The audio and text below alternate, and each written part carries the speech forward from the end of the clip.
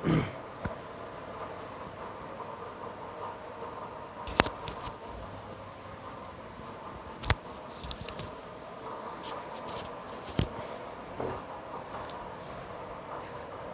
दोस्तों, आप सभी का एक बार फिर से एपी हिस्ट्री क्लासेस में हार्दिक स्वागत है।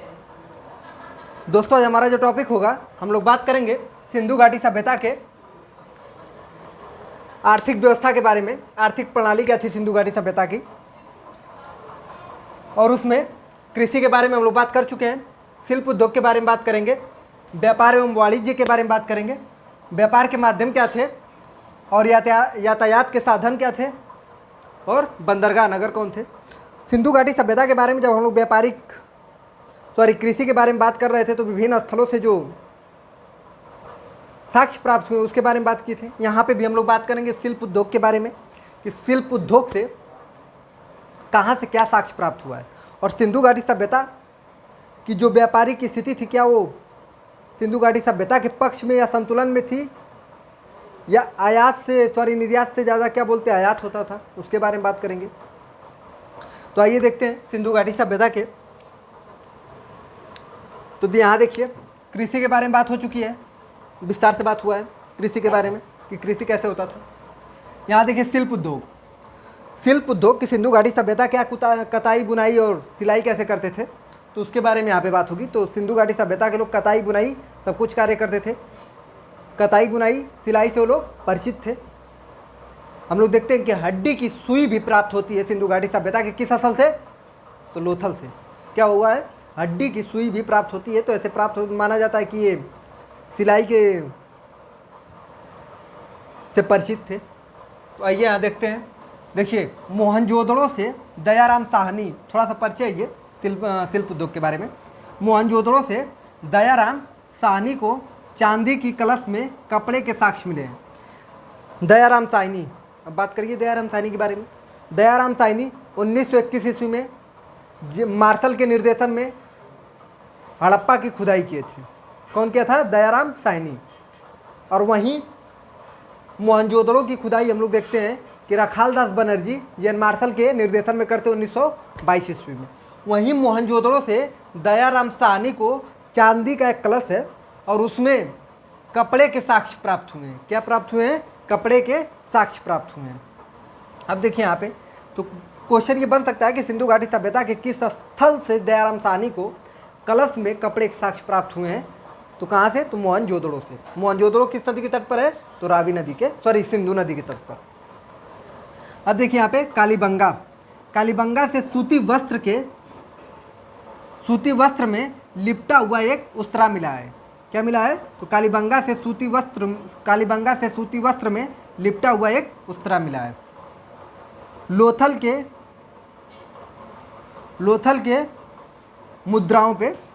के मुद्राओं पर सूती वस्त्र का अंकन प्राप्त हुआ है। तो ऐसा लगता है ना कि सिंधु घाटी सभ्यता के लोग सूती वस्त्र का प्रयोग करते थे। तो लोथल के मुद्राओं पर क्या हुआ है, सूती वस्त्र का अंकन प्राप्त हुआ है। यहाँ देखिए, हड़प्पा सभ्यता का प्रमुख उद्योग क्या था, तो वस्त्र उद्योग था। तो सिंधु घाटी सभ्यता के पूछ देगा कि सिंधु घाटी सभ्यता में जो हड़प्पा था उसका प्रमुख उद्योग क्या था, या हड़प्पा सभ्यता का प्रमुख उद्योग क्या था, तो वस्त्र उद्योग। वस्त्र में हम बात कर चुके थे कि ऊनी और सूती दोनों तरह का पहनते थे, और कपासी वस्त्र का भी प्रयोग करते थे। कपास का साक्ष्य मैं बता चुका हूँ कि मेहरगढ़ से मिला है, और कपासी वस्त्र का साक्ष्य कहाँ से प्राप्त हुआ है, तो मोहनजोदड़ो से, हड़प्पा से। अब देखिए यहाँ पे, मिट्टी का बर्तन बनाना भी प्रमुख शिल्प था। तो शिल्प में हम लोग देखते हैं कि मृत भांडों का साक्ष्य प्राप्त होता है। देखिए यहाँ पे, मिट्टी का बर्तन बनाते थे, मिट्टी के खिलौने बनाते थे बच्चों के लिए। तो ऐसे लगता है कि शिल्प उद्योग उन्नति स्थिति में था उन सबों का। अब देखिए यहाँ पे, व्यापार वाणिज्य। देखिए, व्यापार एवं वाणिज्य का मतलब ये है कि सिंधु घाटी सभ्यता या हड़प्पा सभ्यता में कच्चे उत्पादों की, जैसे जिस वस्तु का निर्माण करना था, उस कच्चे उत्पाद की वहाँ पे अभाव था। तो इसलिए वो दूसरे देशों से या दूसरे स्थलों से उसका निर्यात करते थे। तो देखिए कहाँ से क्या चीज़ निर्यात करते थे, क्वेश्चन बनता है IAS PCS दोनों में। तो देखिए, ये क्षेत्र है और ये प्रमुख स्थल है या प्रमुख वस्तुएं, ठीक। कर्नाटक के कोलार से क्या मंगाते थे सब? सोना। तो सिंधु घाटी सभ्यता या हड़प्पा सभ्यता सोना कहाँ से प्राप्त करते थे? तो कर्नाटक से प्राप्त करते थे। अजमेर से क्या प्राप्त करते थे? सीसा प्राप्त करते थे। राजस्थान से तांबा, राजस्थान के खेतड़ी से प्राप्त करते थे क्या? तांबा। तो यहाँ खेतड़ी लिख दे रहा हूँ मैं छोटे में, तो खेतड़ी से तांबा प्राप्त कर। गुजरात गोमद और शंख प्राप्त करते थे। कश्मीर से क्या प्राप्त करते थे? तो देवदार लकड़ी कश्मीर से प्राप्त करते थे, देवदार की लकड़ी। अब देखिए अफगानिस्तान से चांदी कहाँ से, देखिए पूछा गया है ये में।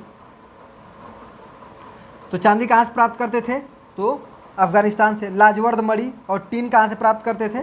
तो अफगानिस्तान से। अब देखिए सिंधु घाटी सभ्यता में व्यापार के माध्यम क्या थे? तो सिंधु घाटी सभ्यता में व्यापार का वस्तु विनिमय प्रणाली था। क्या था? वस्तु विनिमय प्रणाली था। क्या था? वस्तु विनिमय प्रणाली था। वस्तु विनिमय प्रणाली का मतलब यह है कि सिंधु घाटी सभ्यता के लोग मुद्रा या रुपए का लेन देन नहीं करते थे, एक वस्तु देते थे और दूसरी वस्तु लेते थे, तो वस्तु विनिमय प्रणाली थी। तो क्वेश्चन ये बना हुआ है पीसीएस में कि सिंधु घाटी सभ्यता में व्यापार के माध्यम क्या थे? तो वस्तु विनिमय प्रणाली थे। एक काम और होता था, जब हम अलाउद्दीन खिलजी के बारे में बात कर रहे थे दिल्ली सल्तनत में, तो वहाँ पे मैं बताया था घोड़ा दागने की प्रथा शुरुआत कौन किया था? घोड़ा दागने की प्रथा शुरुआत कौन किया था? तो अलाउद्दीन खिलजी किया था। तो जैसे वो अपने घोड़े पर दाग देता था तो ऐसा लगता था कि सैनिक फिर उस घोड़े को ले जाकर पैसा नहीं लेंगे। इस कहानी को मैं विस्तार से बता चुका हूँ आपको। यहाँ पे क्या होता था कि जो व्यापारी होता था वो जैसे अपना जो ये वस्तु है, वस्तु पे मोहर लगा देते थे। तो एक काम ये भी होता था कि वस्तुओं पे मोहर कौन लगा देता था? वो व्यापारी वस्तुओं पे अपने पहचान के लिए मोहर लगा देते थे और वस्तु विनिमय प्रणाली मौजूद थी। अब देखिए यातायात के साधन क्या थे? सिंधु घाटी सभ्यता में यातायात के साधन क्या थे? तो देखिए मोहनजोदड़ो से प्राप्त एक मुहर पर सुमेरियन नाव का अंकन है। सुमेरियन नाव के अंकन से ऐसा लगता है कि सिंधु घाटी सभ्यता स्थल मार्ग और जल मार्ग दोनों के माध्यम से व्यापार करती थी। तो बिल्कुल करती थी सिंधु घाटी सभ्यता के लोग, स्थल मार्ग और जल मार्ग दोनों के माध्यमों से व्यापार करते थे। इसमें हम लोग देखते हैं कि पशुओं का प्रयोग करते थे, पशुओं का। तो पशुओं के माध्यम से हम लोग देखते हैं कि एक वस्तु को दूसरे वस्तु तक पहुँचाया, एक स्थल से दूसरे स्थल तक वस्तु को पहुँचाया जाता था। किसके माध्यम से? तो पशुओं के माध्यम से। तो यातायात के साधन क्या थे? तो पशु थे। अब देखिए यहाँ पे बंदरगाह नगर, यहाँ पे जब बात आ गई कि नाव मिले हैं सुमेरियन नाव, तो बंदरगाह भी रहे होंगे। तो बंदरगाह थे। यहाँ देखिए नगर है, ये नदी किस नदी के तट पर? तो भगराव किम नदी के तट पर, मेघम नर्मदा नदी के तट पर, प्रभास पाटन याद रखिएगा तो हिरण्य नदी के तट पर, लोथल याद ही है आपको, साबरमती और भोगवा नदी के संगम पर है। किस पे? साबरमती और भोगवा नदी के संगम पर है। सूतकांगेडोर दास नदी के तट पर है। सूतकांगेडोर के बारे में और क्या मैं बताया हूँ? याद करिए, पश्चिमी स्थल है। सिंधु घाटी सभ्यता का पश्चिमी सीमा कौन सा है? सूतकांगेडोर है। किस नदी के तट पर है? दास नदी के तट पर आ रहा है। आरएल स्टाइन इसकी खोज किए हैं। और क्या बोलते हैं, सिंधु घाटी सभ्यता का चौराहा किसे कहा जाता है? तो सूतकांगेडोर को कहा जाता है। ठीक। सूतका को किस नदी के तट पर है? सादीकोर नदी के तट पर है। बालाकोट डाबरकोट, तो बालाकोट यही किस नदी के तट पर है? तो बिंद्रा नदी के तट पर। कहाँ पे है? तो बलूचिस्तान में। सूतकांगेडोर कहाँ पे है? बलूचिस्तान में। सूतका को कहाँ पे है? बलूचिस्तान में। डाबरकोट कहाँ पे है? बलूचिस्तान में। तो चारों स्थल का नाम याद रखिएगा। अब देखिए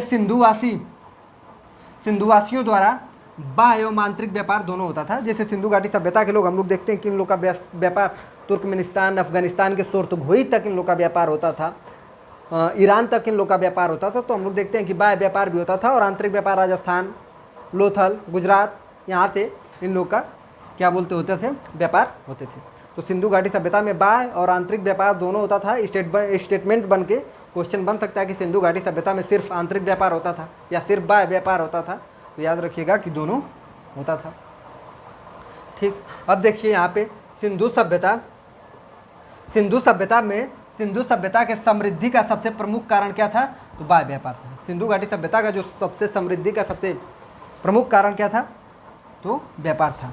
अब देखिए सिंधु घाटी सभ्यता के लोग निर्यात क्या करते थे? आयात में तो यहाँ पे बात हो गई कि ये सब आयात करते थे। निर्यात क्या करते थे? तो हाथी दाँत, मनके करते थे, हाथी दाँत करते थे। हाथी के स्केल, हाथी दांत के स्केल को क्या बोलते हैं वो लोग निर्यात करते थे, हाथी दांत के स्केल को निर्यात करते थे, तांबा को निर्यात करते थे, क्या करते थे, तांबे को निर्यात करते थे। और देखिए एक इतिहासकार हैं जिनका नाम है रत्नकार, क्या नाम है, रत्नकार बताएं कि सिंधु घाटी सभ्यता के जो व्यापार होते थे, वायु व्यापार, वो जल मार्गों के माध्यम से होते थे। तो क्वेश्चन बनेगा कि सिंधु घाटी सभ्यता के, ये खासकर नेट जेआरएफ के लिए है क्वेश्चन, नेट जेआरएफ, कि सिंधु घाटी सभ्यता का जो दूरस्थ स्थलों से जो व्यापार होता था, जो जल मार्ग से होता था, इसको कौन से इतिहासकार बताएं, तो रत्नाकर। कौन बताएं, रत्नाकर। इनका पूरा नाम सिरिन रत्नाकर था, सिरिन रत्नाकर। अब देखिए जैसे फारस की खाड़ी तक सिंधु घाटी सभ्यता का विस्तार होता था, तो ये हम लोग देखते हैं कि वहाँ तक इसका विस्तार था। अब देखिए कृषि के बारे में बात हो गया, शिल्प उद्योग के बारे में बात हो गया, व्यापार एवं वाणिज्य के बारे में बात कर लिए, व्यापार के माध्यम क्या थे उसके बारे में बात हो गया कि वस्तु विनिमय प्रणाली थी, यातायात के साधन भी बात हो गए कि पशुओं के माध्यम से एक स्थल से दूसरे स्थल पे वस्तुओं को पहुंचाया जाता था, बंदरगाह नगर के बारे में बात हो गया। ठीक, अब हम लोग बात करेंगे कि सिंधु घाटी सभ्यता का उद्भव और पतन कैसे हुआ, और सिंधु घाटी सभ्यता को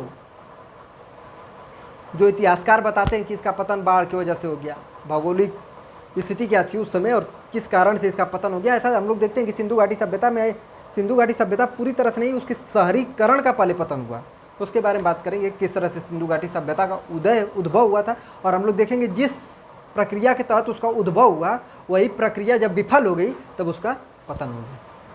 तो उसको वहाँ पे खंडन करेंगे बातों को, कई इतिहासकारों की बातों को खंडन करेंगे और अपना भी मत हम लोग देंगे और फिर निष्कर्ष तौर पे कह सकते हैं कि ऐसा हो सकता था। तो उसके बारे में बात करेंगे नेक्स्ट वीडियो में। धन्यवाद दोस्तों।